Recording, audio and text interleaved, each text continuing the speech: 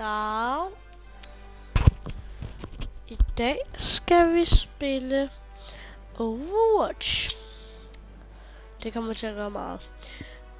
Jeg tænker at jump into a game against other players of your skill level. Ja. Hvad med en quick play? Vi starter da lige af med en quick play.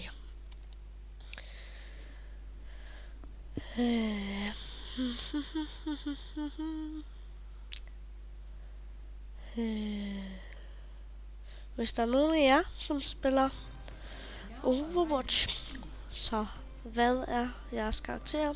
Skriv det nede i kommentaren. Elius? Okay. Nej. Jeg er ikke super god til det her spil. Objekt of lost. Hvad med han så? With every death comes honor.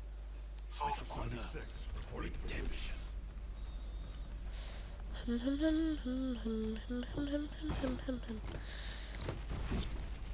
Hanzo, min favorit. Hvor er de? Hvad er der, I skyder på?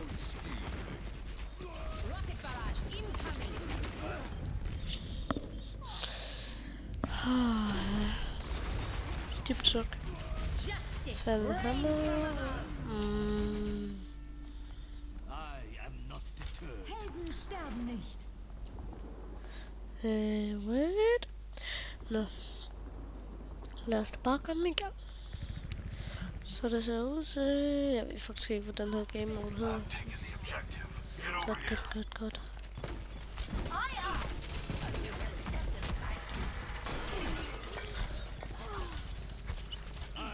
Min storebror, han spiller også det her spil. Jeg tror snart, vi kan komme til at have en ninja. Han spiller eller, han spiller ikke Genji, han kan godt finde ud af det. Åh nej. Ja. Ja, den I så der, den sølvmand der, det var Genji. Han kaster med shurikens, eller kastestjerner. Ham skal vi så spille ninja med. Nej.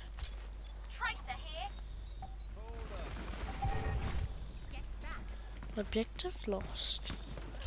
Der. Ham der, han er god. Ja, det er fint. Så kommer han bare hen og falde hammer. Nothing ventured, nothing gained. Nej. Kom nu, overtime. Bare han spiller op. Never second best. You go on. Dø nu. Nej. Klassen.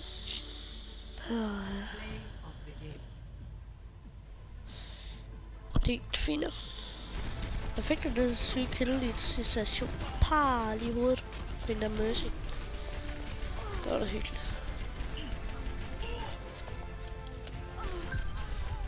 En ven af min. Der er nogen. Fandt han er.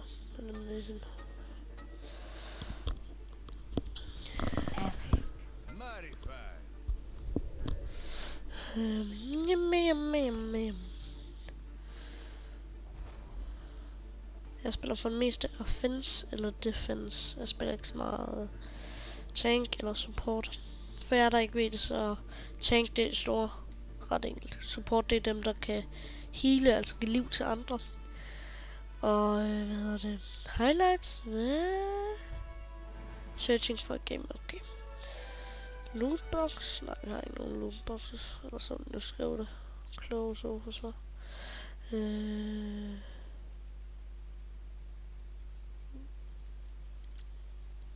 Tracer, Widowmaker, Winston.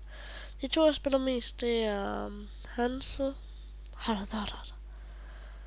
Jeg sparer sammen til Cloud. Nå, okay, fint. Hollywood, det er en god bane. Det er min yndlingsbane faktisk. Så lad os bare komme i gang. Tak fordi I gider sig med. Altså hvis der er nogen, der gider se det her. Et lille barn, som løber rundt og skyder med en bue og dør. Hygge! Annoy. Level 1. Cage man. Sofa. Vi mangler bare en support. Nej, det er offense. Den går i support nu. Ja, det vidste det. No tank. With every death comes honor. With honor, Prepare to attack! I Yay! grow tired of waiting. Ricochet! Hygge, hygge, hygge, hygge.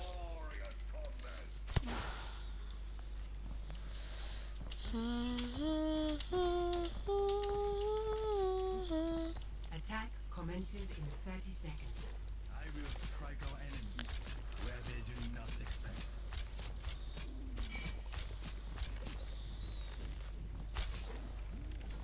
Reinhard, don't you think it's time you hung it up? You're not getting any younger. Der kommer måske også lidt ark. Det ved jeg ikke. 5, 4, Yay! Så er vi klar. attack commencing. Nej, det er godt. Try to keep up. Ja. Godt det, godt det.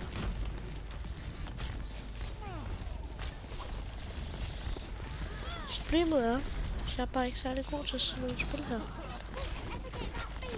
Åh nej, åh nej.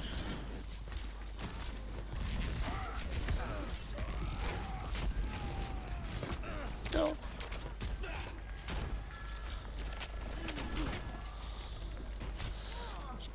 Jeg vil derop. Bare lige. Wow, ham havde jeg ikke engang set. Simple, Giaro. Nej. Ikke. Det var godt.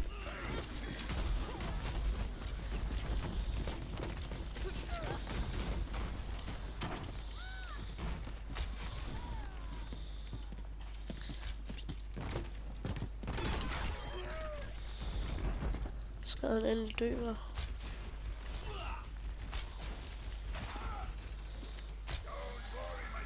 Der var det blod. Det har jeg ikke set før.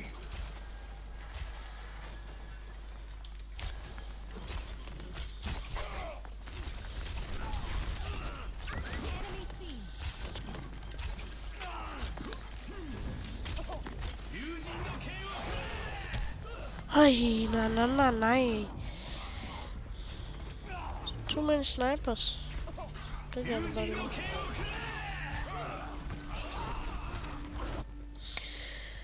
Jeg har faktisk et skin til ham her. Bare simpelthen lige nogle Spartan fra hele. Pew. Så.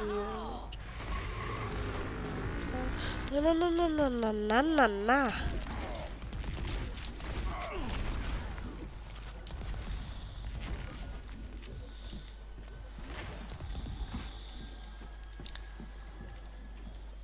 Isabella.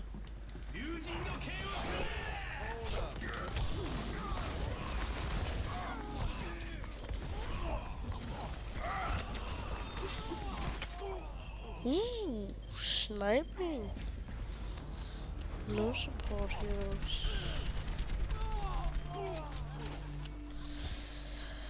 Finished business.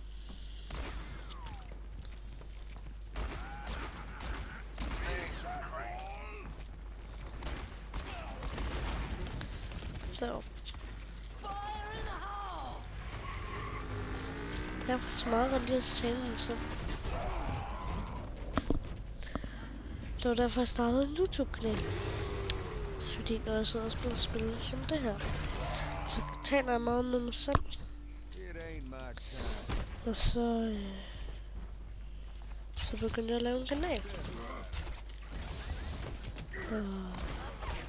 Det var det går godt altså. Det er ikke sådan helt shit lige nu. Så er det faktisk rigtig meget med mig selv.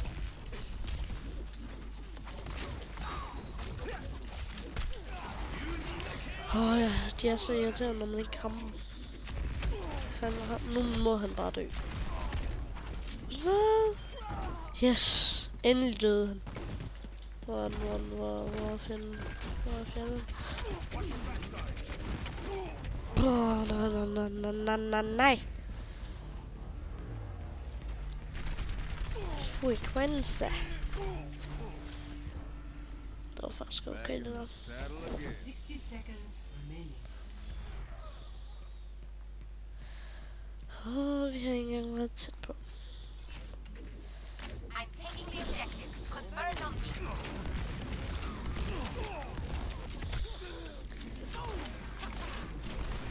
Range of the objective.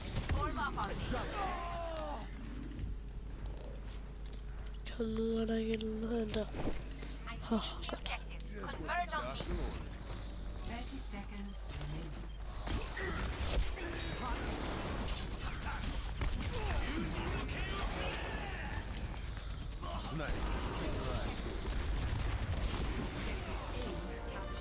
Yes! Boom! Nej.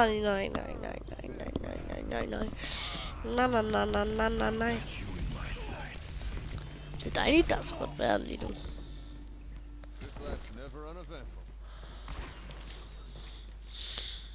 Phew. Mega højt.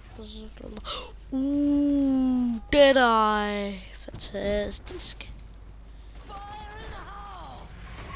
Hvornår kommer I, fjender? Hvornår kommer I? Bare lige. Den der ham tager vi det. Pew pew! Sniper skills.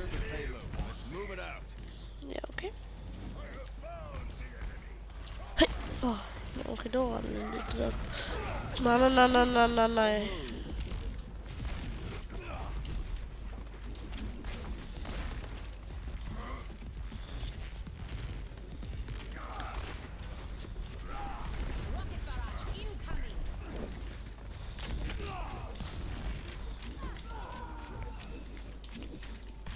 He's so quick.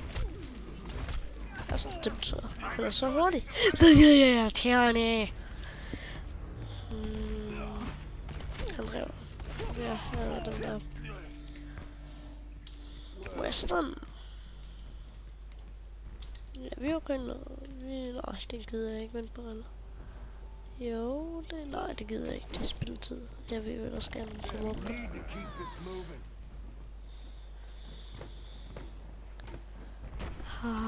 Det sviger i min hånd lige nu. Jeg ved ikke hvorfor.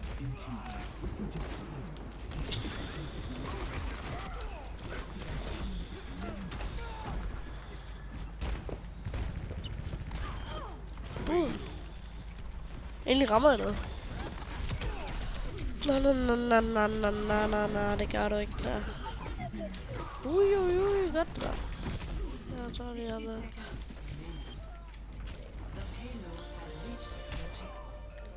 Yay! Dejligt.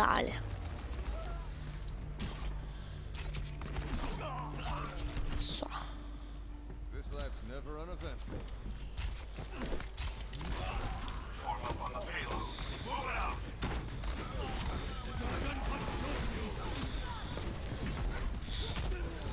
You're not going anywhere. Der var en shot med.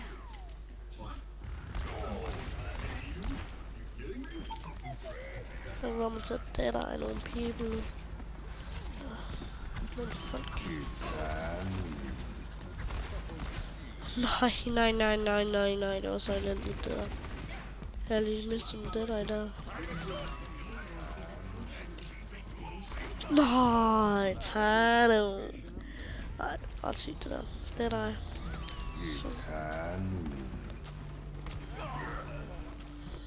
Jeg shot me. Han skød jo bare mig.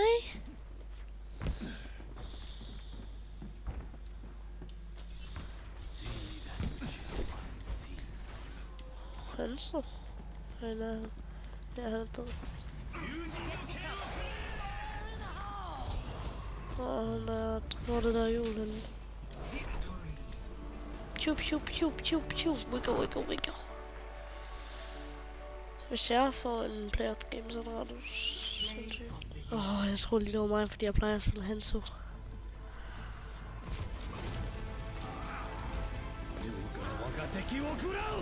Ja, okay. I got you in my sights. Ui. Det var okay ramt. Cageman. Det kan kun være Cageman. Så meget der så man ikke tit. Damage done. Team stand. Han var også god. Ja, en guldmedalje. Hans gold medal. Jeg prøver lige at spare nogle loot crates sammen til en loot crate opening. Sammen med jer folk. Så ser vi om vi kan få noget godt. Godt. Good stuff. Lootbox, jeg har ikke fået noget sådan helt vildt. Jeg vil bare gerne have nogle penge, så jeg kan købe... hvad hedder det? Hero Gallery. Altså... Skins... Cloud. Den der.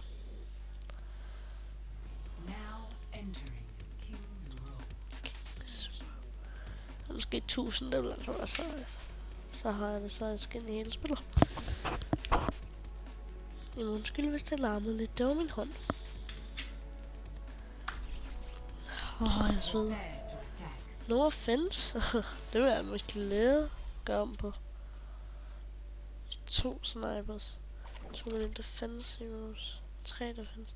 Few offense. No tank. No support. Hvis det er en tank og en support, så er det bare super duper. Easy peasy lemon squeeze. Kom keen. Jeg skal også spille op på et tidspunkt. Det lover jeg. Nej, ham her, han kan jo ikke hoppe væk. Nej. Hun har et skin, det kan man se. Han har nok ikke et skin, det ved jeg ikke. Den der, Reinhardt.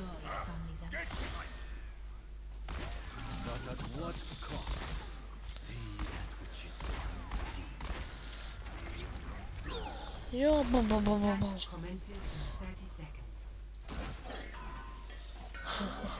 jeg elsker det, jeg laver sådan noget. Det her spil er så sejt. Se sådan en. Hvad der?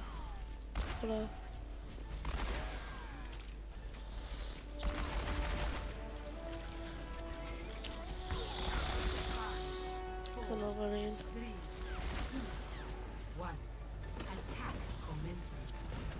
Det er okay. Det er okay for mig.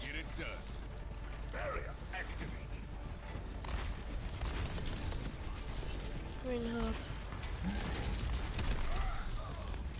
Nej. Det er godt det der. Skal vi...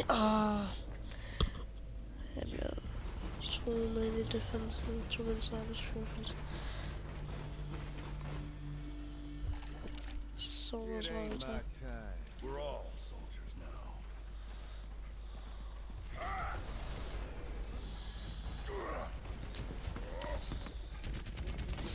Enemy turret sighted.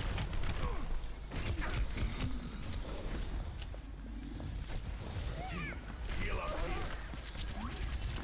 Enemy turret.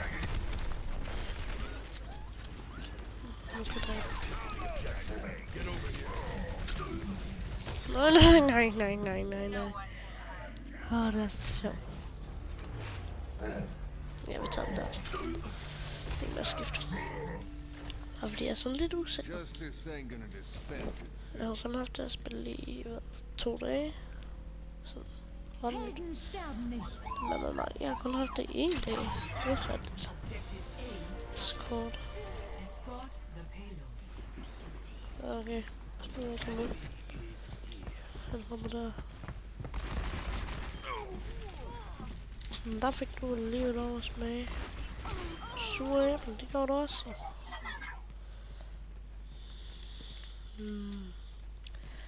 Kom nu, fjender, jeg vil skyde. Piu, piu, piu. Nu fik jeg lov at skyde, yeah. Mit nickname er Sofa. Nej. Nej.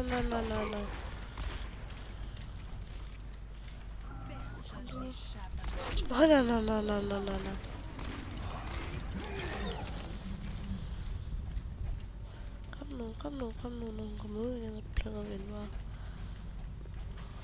Jeg prøver hende der. Han står sgu med en laser. Og han er væk nu.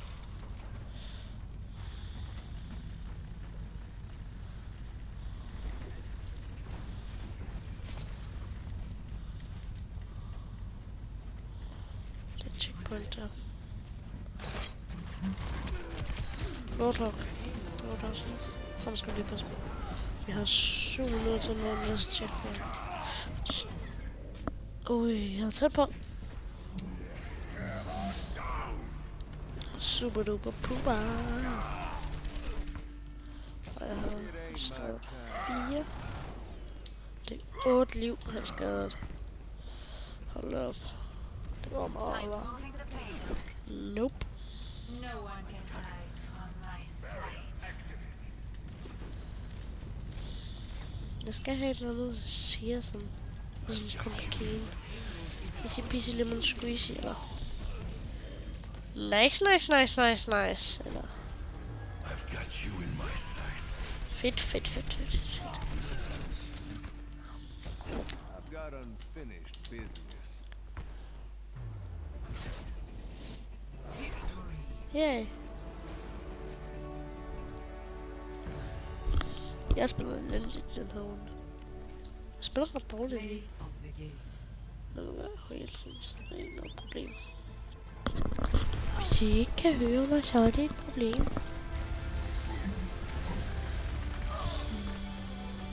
Helden sterben nicht. Det var lige nok. Kamera, Pascal 14, objektivtegn. Dimension. Stop.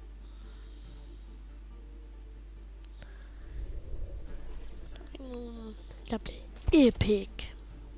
Eller legendary. Raid match, det var en... Ja, det var fint.